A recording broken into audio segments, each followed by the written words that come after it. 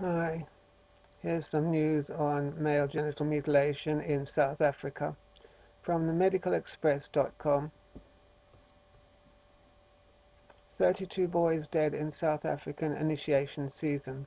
That's this past winter. That's just this past winter. July the 21st, 2015. 32 boys dead. Traditional rite of passage ceremonies in South Africa left 32 boys dead and more than 150 hospitalized, local authorities said Tuesday, as the initial initiation season drew to a close. So, 150 hospitalized and 32 dead. Most of the teens, these are the boys that died, the 32, died from botched circumcisions. I've got a botched circumcision, by the way. They died from botched circumcisions, an important element of the ceremony marking transition from boy to man, said Sifiso Nkobo, spokesman for the Traditional Affairs Ministry. Yes, all those they were teens, apparently. I think they're as young as 14 from memory. Yes, they're dead now. Their lives are gone. They won't live the rest of their lives, will they? They're dead.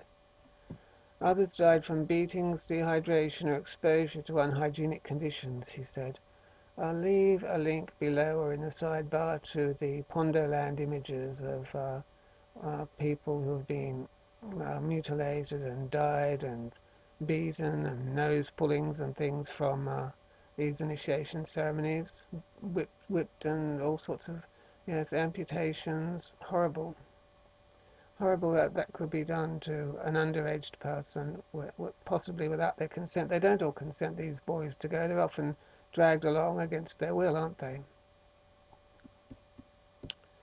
Of the deaths, 27 were in South Africa's rural and deeply traditional Eastern Cape Province, where Nkobo said over 150 had been hospitalized for burns, serious head injuries, and one case of a partially amputated penis. There are gross pictures of boys in Pondoland with their penises cut off, and oh God, I'm lucky. I'm lucky to have what I've got left. Oh God.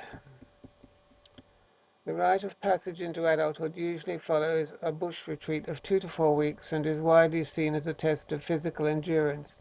It does test your physical endurance being genitally mutilated. I mean, newborn babies have it done to them in Australia, and they scream and they can even go into shock, can't they?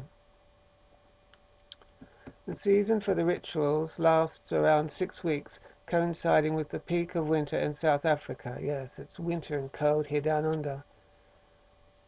But each year teenage boys die or are left mutilated. They do every year. They die or are left mutilated. Imagine living your life without a penis or your testicles, whatever, just all cut off your entire life. And of course, South Africa recently pioneered the first successful penis transplant, didn't they? And the person who had the transplant was one of these boys who had his penis cut off in this ridiculous, unnecessary, barbaric operation. A commission last year found over 400 boys died. That's 400 boys died, and 500,000 were hospitalized after attending the winter initiation schools between 2008 and 2013. That's about 5 years. With a major cause being complications such as infection after circumcision. So you've got all these boys and people either dying or getting complications from being genitally mutilated. Male genital mutilation. The deaths have been widely condemned by government and cultural rights bodies, even while some defend the traditional initiations. Now, Australia is quite different here. These deaths were widely condemned by government and cultural rights bodies, even while some defend the traditional initiations. Well, in Australia, the Human Rights Commission will never, ever, under any circumstance, defend a boy's right to genital integrity, even if he's sitting in a pool of blood. They won't. There were boys sitting in pools of blood in Australia, and they had to be airlifted to hospital for emergency medical treatment. But the Human Rights Commission didn't give a fuck, basically. They didn't. But back to South Africa. It is really regrettable and unfortunate, Zolani Mkiva, or Mkiva, spokesman of the Xhosa King, Zwelonke Sig Sawu, told AFP earlier this month. Sorry about my pronunciations. This is one of the most important rituals within our society. As much as it is important, we cannot afford to lose lives over this ritual. The importance of life is greater than the importance of the ritual.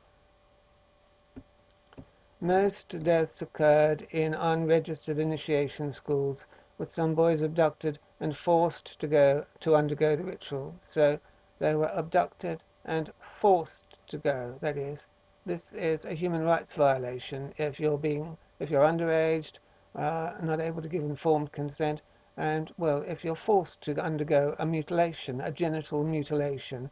We protect girls in Australia, for example, but we don't protect boys from that. In June, South African police rescued 11 teenage boys from forced circumcision after their parents reported that they had been taken from the street to participate in the initiation. This year, the government shut down over 150 registered schools, including one in the township of Soweto outside Johannesburg. Parents have been encouraged to pursue criminal cases. And that's the article there from Medical Express.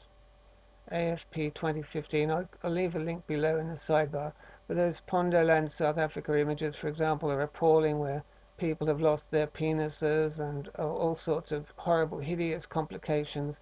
And those boys have to live, the ones that survive may have to live their entire life penisless. Can you imagine? That would be a real right to manhood, wouldn't it? You'd become a man after that initiation season, wouldn't you? You'd live your life without a penis, and you'd feel a real man after that, wouldn't you?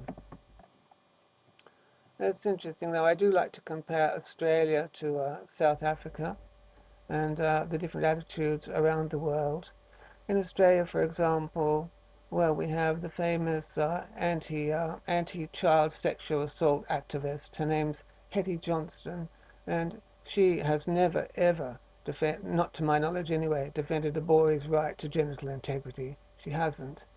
And the Human Rights Commission, the Sex Discrimination Commissioner, the Children's Commissioner, and yes, even the President herself, none of them have defended genital integrity as a human right.